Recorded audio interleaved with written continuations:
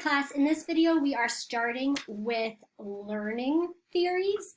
And the first one we're going to talk about is reciprocal determinism, which says cognitive processes, behavior, and context all interact, each factor influencing and being influenced by others simultaneously. When we talk about cognitive processes, these are all characteristics that you have already learned. Your beliefs, your expectations, your personality. For behavior, that's anything you do that might be rewarded or punished. Remember, learning theories, operant conditioning. And then the context, this is your environment or situation. So you can think of it like a triangle, and your beliefs are going to affect your behavior. Your beliefs, expectations, personality will elicit certain environments. Your environment will affect what you think, what you believe. It will also affect your behaviors. Your behavior can affect your environment. Your behavior can affect your beliefs. They all interact with each other to kind of create your personality. The self-efficacy theory, this is Bandura's idea. And this is similar in the motivation chapter. We talked about self-efficacy with Bandura. That's your level of confidence in your own ability. It's developed through your social experiences. So your self-efficacy affects the behaviors you are going to choose to imitate, as well as your success in performing the behaviors. If you have high self-efficacy, then you think your goals are within reach. If you do it, you'll be successful. You're going to have a positive view of challenges. You're going to see difficult things as tasks that you just have to master instead of roadblocks. If you have low self-efficacy, you're going to avoid challenging tasks because you don't think you have the ability to succeed if you attempt them. And so what you choose to do is going to be based on if you have high or low self-efficacy. The next learning perspective is locus of control. Your locus of control is your belief about the power that you have over your life. Rotter is the one who created this. So you can have an internal locus of control or an external locus of control. If you have an internal locus of control, you tend to believe that most of your outcomes are the direct result of your efforts. What controls what happens in your life is internal to you. You have control. If you have an external locus of control, you tend to think that your outcomes are outside of your control. It's fate. It's your genes, which you didn't get to decide on. It's things that you have no control over that determine whether or not you succeed. And so people who have the internal locus of control tend to be more successful. They're going to try more stuff because they think they get to control if they're going to be successful. So they tend to be better in school. They tend to have more successful careers. They tend to be more independent, better able to cope. They're less depressed, and they tend to be healthier. Because, for example, if their doctor says you're at risk of getting diabetes, someone with an external locus of control is going to say, it was just bound to happen, nothing I can do. Someone with an internal locus of control is going to change their diet, change their behaviors, in the end be healthier. And then the final learning perspective to know is Mischel's person-situation debate. Mischel didn't think that a person's personality traits were consistent across all situations. So if you were shy, it doesn't mean in every single possible situation you are going to be shy. He thought that even though behaviors were inconsistent across different situations, a person's behavior in one situation is likely to be repeated in a similar situation. So even though someone is not necessarily shy 100% of the time, if you're someone who is shy at parties, then chances are if you go to a party, you're going to be shy. That situation, any party type situation, that personality trait will come out. So between similar situations, similar personality traits, even if you act differently across different situations. He also focused on self-regulation. Self-regulation is a process of identifying a goal or a set of goals and using internal responses and external feedback to maximize goal attainment. Basically, what this means is if you want to achieve something, that is going to take self-control. It's going to take changing your behaviors to reach that goal. If you want to do well in this class, it means that you're going to have to set up a schedule for when you're going to watch your lectures, when you are going to participate in the work, when you're going to take tests, so that you pass the class. And if you know you want to watch or study on a Saturday night, and then at the last minute someone calls you to go to a party, self-regulation means saying, even though it's not going to be as fun, I'm not going to the party because this is what I need to do. I need to stay home and study in order to achieve my goal, passing this class. And this self-regulation is something that develops, but it can start young. You can see signs of it fairly young. And so Michel had the marshmallow experiment where, and you'll see a video of this, a variation of it, but he'd stick a marshmallow in front of a little kid, 3, 4, or 5 years old. He would say, see this marshmallow? You've got 2 choices. You can eat the marshmallow right now. Good to go. Or, I'm going to leave. If you can wait until I come back to eat the marshmallow, then you get 2 marshmallows instead of just this one. And so in terms of goals for a 3-year-old, 2 marshmallows is the goal. So they want to be able to resist that urge to eat the marshmallow while the person's gone, so that when that researcher comes back, they get their 2 marshmallows. And so the kids will use internal responses. They will, they're focusing on their emotions. They're focusing on controlling that desire. They're focusing on their behaviors, distracting themselves, doing what they need to resist the urge of that marshmallow. And what Michel found was that the kids who were able to resist the marshmallow when they were young had higher self-regulation in adulthood as well. They were significantly more successful than the kids who were devouring the marshmallow. They did better in school.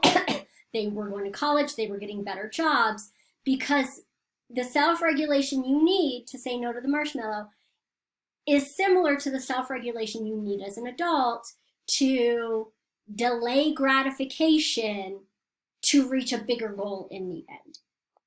And so what I'm going to do now is, well, actually, before I show you the video, because that'll be the last thing I do for Michel, I'll just say he really stressed the importance of the situation and the way the person perceives the situation. So your behavior is not determined just by the situation.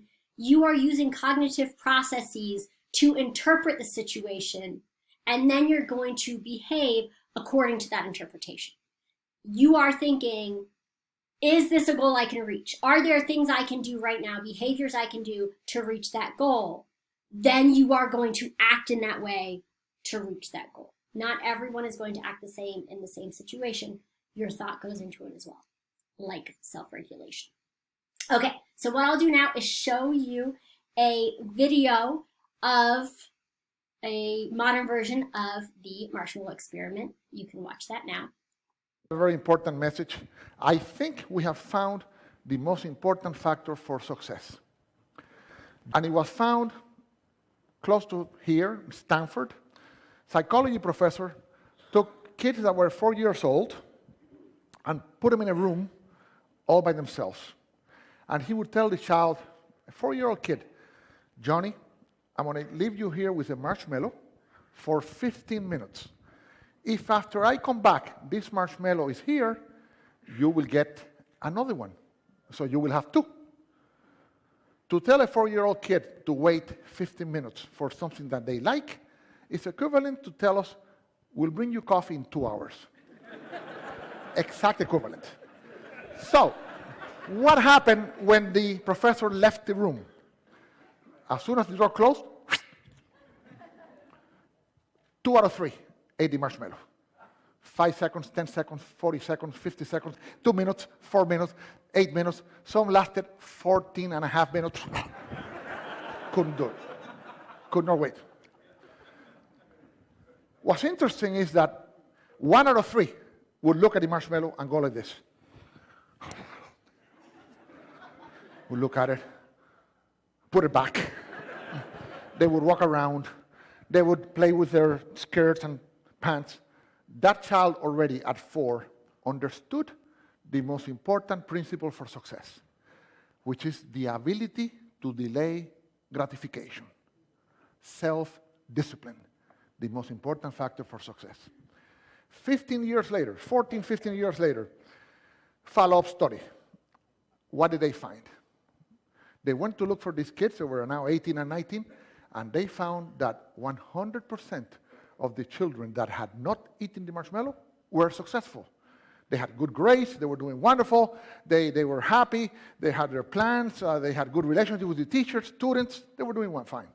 A great percentage of the kids that ate the marshmallow, they were in trouble. They did not make it to the university, they had bad grades, some of them dropped out, a few were still there with bad grades, a few had good grades.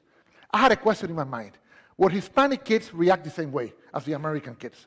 So I went to Colombia, and I reproduced the experiment, and it was very funny. I used 4, 5, and 6 years old kids. And let me show you what happened. Hasta para un niño de 4 años, es atractiva la idea de tener el 100% de retorno a la inversión en 15 minutos. Sin embargo, algunos de ellos, tan pronto la puerta se cerró, se comieron el marshmallow inmediatamente.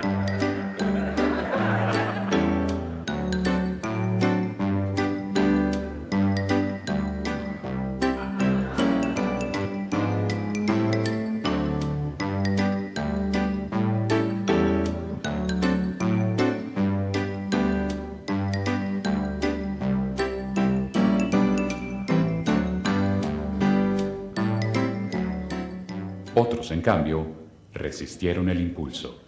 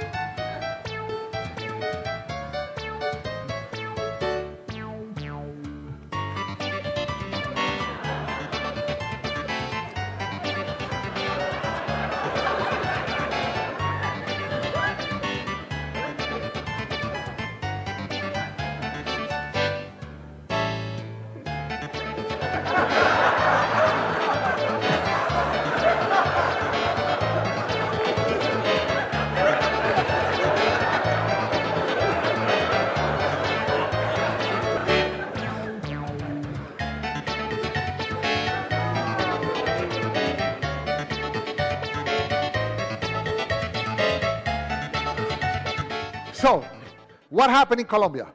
Hispanic kids, 2 out of 3 ate the marshmallow, 1 out of 3 did not. This little girl was interesting. She ate the inside of the marshmallow. In other words, she wanted us to think that she had not eaten it, so she would get 2, but she ate it. So we know she'll be successful, but we have to watch her. Okay? She should not go into banking, for example, or work in a cash register, but she will be successful. And this applies for everything, even in sales. The salesperson that customer says, I want that, and say, okay, here you are, the person ate the marshmallow. If the salesperson said, wait a second, let me ask you a few questions to see if this is a good choice, then you sell a lot more. So this has applications in all walks of life. I end with the Koreans did this. You know what? This is so good. We want a marshmallow book for children. And we did one for children, and now it's all over Korea. They're teaching these kids exactly this principle, and we need to learn that principle here in the States because we have a big debt. We're eating more marshmallows than we're producing. Thank you so much. And the next thing we are going over is the humanistic perspective. The humanistic perspective is sometimes called that third force, if you remember from chapter 1, where it was created to go against sort of the deterministic nature of the psychoanalytic, psychodynamic perspective, how your personality's decided in childhood and it's in your unconscious, you have no say. Or the behaviorist perspective, kind of the learning perspective, old school learning perspectives, where it's your environment that determines your personality, you don't have a say. Humanistic perspective is all about you having a say. And so it's sort of in response to that pessimistic determinism. Rogers is the name to know for this, Carl Rogers. He has the idea of self-concept. Your self-concept is your thoughts and feelings about yourself. And for your self-concept, you have your ideal self and your real self. Your ideal self is who you want to be. So, 20 years from now, 5 years from now, what would you have liked to accomplish? Your real self is who you actually are, how you would describe yourself today. And Rogers says we are striving for congruence when your thoughts about your real self and your ideal self are similar. You can kind of think of this as self-actualization. You are who you want to be. And so the vast majority of people, their real self and their ideal self are not the same thing, but that's what we are trying to do. That's what you're trying to do every day.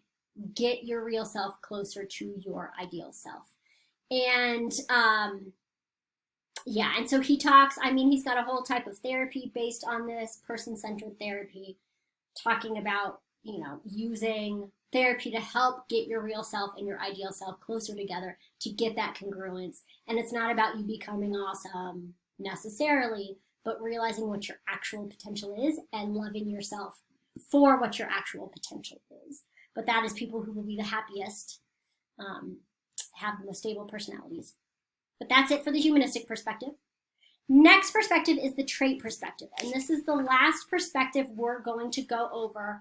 And then we'll talk about how to assess personality. Your traits are characteristic ways of behaving. When you think about personality, this is probably what you think about. Like someone has the trait of being loud or introverted or outgoing. Those are traits. There's a few names to know for the trait perspective. Allport is the first one. He found 4,500 words used to describe people, and he put them into 3 categories. So you have cardinal traits, central traits, and secondary traits. Cardinal traits are ones that dominate your entire personality or your life. They are not very common. Most people don't have a trait that just sort of takes over everything. Central traits and secondary traits are much more common. Central traits make up your personality, and secondary traits aren't as obvious or consistent as central traits. They are just present under specific circumstances. Examples of secondary traits would be like your attitude or your preference. So if you have a negative attitude towards vegetables and you're at a restaurant and someone puts a big plate in front of you, you're going to act annoyed. That's just because it's your attitude in the situation. You're not always someone who's annoyed. So that's Allport.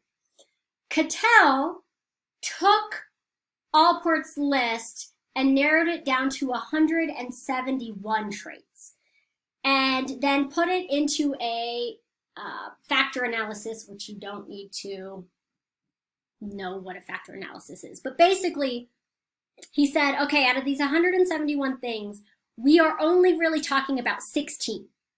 So that's where you get 16 PF, his theory, which is 16 personality factors. There are 16 dimensions based on those 171 traits.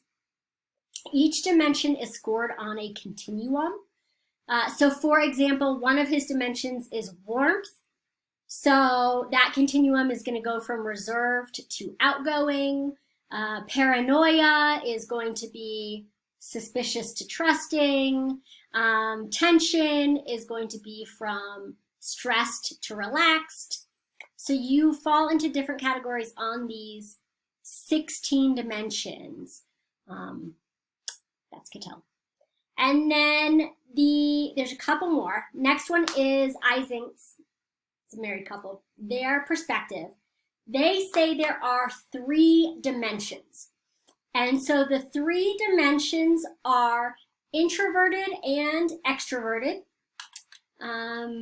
emotionally stable, emotionally unstable, and psychoticism versus superego control.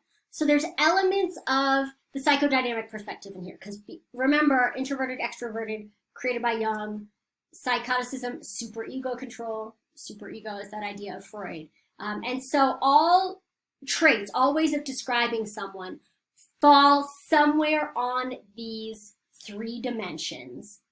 And a couple examples of this, things to know. One easiest way to remember these 3, Penn, psychoticism, extroversion, neuroticism.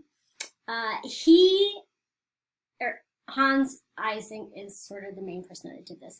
He thought that what determined how you fell in these categories, it was partly based on your genes, it was partly based on your central nervous system, sort of how arousal affected you. And then, just a heads up, when we talk about the next theory, the Big Five, it's kind of based on that idea as well, because extroversion is one of the factors we'll talk about with that. Neuroticism is one of the factors. And then his third one, the psychoticism, is really a combination of the other 3 for the Big Five. So to keep that in mind. But for an example of this, to kind of get this idea, because remember, it's these 3 together. So when you talk about a personality trait, it's going to fall on these 3 dimensions. For example, if someone has higher levels of neuroticism, higher levels of extroversion, and higher levels of psychoticism, they're going to be like impulsive. If they have high neuroticism, but they're introverted and have less psychoticism, then they're going to be peaceful. Or actually, no, that'd be more emotionally stable as well. So if they're neurotic, extroverted, and have high psychoticism, impulsive, if they're neurotic, introverted, and high psychoticism, they would be like quiet or anxious. If they are stable, emotionally stable, not neurotic, extroverted, and have high psychoticism, they're going to be outgoing or sociable. If they're introverted, emotionally stable, and have low psychoticism, they would be like peaceful, even tempered. So how you fall in these 3 dimensions determines your personality. But that is it for that perspective. Final trait perspective to go over is the Big Five. It's called the 5-factor model, Big Five. Easiest way to remember it, ocean or canoe, whatever floats your boat. For openness, this is how open you are to new experiences. Conscientiousness is how conscientious you are. Someone with high conscientiousness, then you would you'd want them to be the one to drive you to the airport. They're going to show up on time. Extroversion, how extroverted or introverted you are. Agreeableness, if you have high agreeableness, you don't like conflict. And then neuroticism, how anxious you are. Again, just like with the others, these are continuums, so you can be high or low on them. The Big Five or 5-factor model is one of the most commonly used ones for research. They'll compare how you fall on these traits to a lot of different factors. Okay, so that is it for trait theories. Now, final thing for this video, how to assess personality.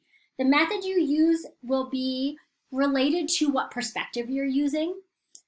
So the first one, self-report inventories. Self-report inventory is going to be a Likert scale.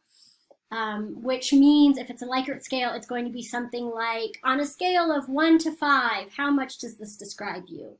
Or is this like you? Yes, no, maybe, which would be basically like 0 would be yes, maybe would be 1, no would be 2. But you can turn it into a rating scale. That's what Likert means. They also tend to be standardized, so you can compare them to other people. A couple of famous examples of self-report inventories. The most famous one is the MMPI. The MMPI stands for the Minnesota Multiphasic Personality Inventory. And for this, it was originally created in 1943, and it started out as 504 true-false questions. So, yes, this describes me, no, it doesn't, or I don't know, maybe. Then it's been modified a couple times. So the MMPI-2 came out in 1989, and it went up to 567 questions. And the researchers decided this was a little bit long. I took that version of it when I was in college, when I was applying for an internship, and it took hours to take that test. So they have modified it. The MMPI-2RF came out in 2008, and it is now only 338 questions, so it's faster. There are 10 scales on the MMPI-2RF, and it has validity and reliability scales. One of the validity scales is called the lie scale to see if you're faking good. So for example, let's see if I can remember some questions like that. For example, one question would be something like, sometimes I get annoyed with people. If you're trying to make yourself look perfect, you might say, no, I don't get annoyed with people, or I don't know. Let's be honest. Everyone gets annoyed by someone sometimes. You should be saying yes. So it's trying to see if you're trying to lie about what your personality is. And it was originally developed to help with diagnosing psychological disorders. It can be used to look for things like schizophrenia, for example, or other issues. For example, I remember one question was like, I like to hurt small animals. Sometimes I think faster than I can speak. It can potentially be signs of psychological disorders, depending on how you answer other related questions. Now it's mostly used for occupational screenings, like for me, taking it before I did an internship, an intense internship. It might be used like in custody battles. There can be a variety of reasons. You can't find it online. You can't just Google it and take it online. You have to take it with a trained clinician. It's a whole thing. The other personality self-report inventory you should know is the NEO-PI. This is for the big 5. NEO stands for neuroticism, extroversion, openness, personality inventory. I don't know if your book mentions it, but that is the personality inventory for the big 5. Another type of personality assessment is a projective test. Remember, projection is one of those defense mechanisms for Freud, where you project, you put things from your unconscious onto someone else, or in this case, something else. So in general, for projective tests, what they do is they provide you with an ambiguous stimulus, and then you have to talk about it. One example, and the idea is whatever aspects of your personality are hidden in your unconscious will come out, will be projected onto that ambiguous stimulus. One example is the Rorschach. It's 10 symmetrical ink blot cards, and then depending on what you see in the ink blot, there is a huge manual that says, if they see a raccoon, here's what it really means about their personality. All that fun stuff. Another example of a projective test, over here, is the TAT, the thematic apperception test. If you remember when I talked about the experiment in the emotion chapter, where people walked over a suspension bridge or a footbridge, and then they were stopped halfway across and had to tell a story and the people on the suspension bridge told more sexual stories, they were given an image from the tat. So you get these ambiguous black and white images, and then you have to tell a story about what's happening in the picture. So the tat was created by Henry Murray, and it's anywhere from 8 to 12 images that you get. There's not a lot of validity. This has not really been standardized, so this is not used quite as commonly. A couple of modifications on the tat that are more effective. One, or actually before that, first the Rotter. The Rotter incomplete sentence blank is called the RISB. You have 40 incomplete sentences and you have to complete them as fast as possible. This is kind of getting at stream of conscious. It's still a projective test, even though this is based on Rotter, which was he did learning theory, that locus of control. Because the idea is whatever you're really thinking is going to come out and how fast you have to answer these questions. This is used, you might have taken this is used often on college students to help look for potential adjustment problems with college. A lot of career counseling centers also tend to give the Rotter to kind of help you get an idea of what kind of job you would like.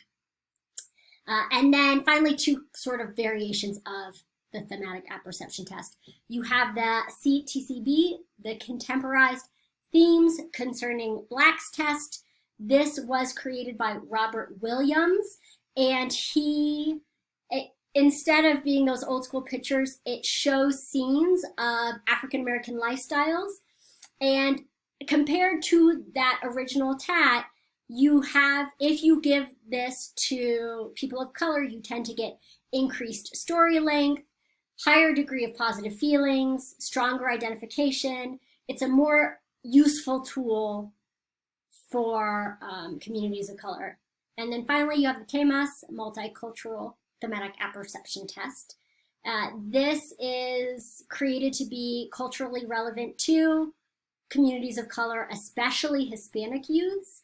And the images that it has and the storytelling cues that it uses are relate more to minority culture than, images like that. So those are the personality assessments you should know, and that is it for this chapter.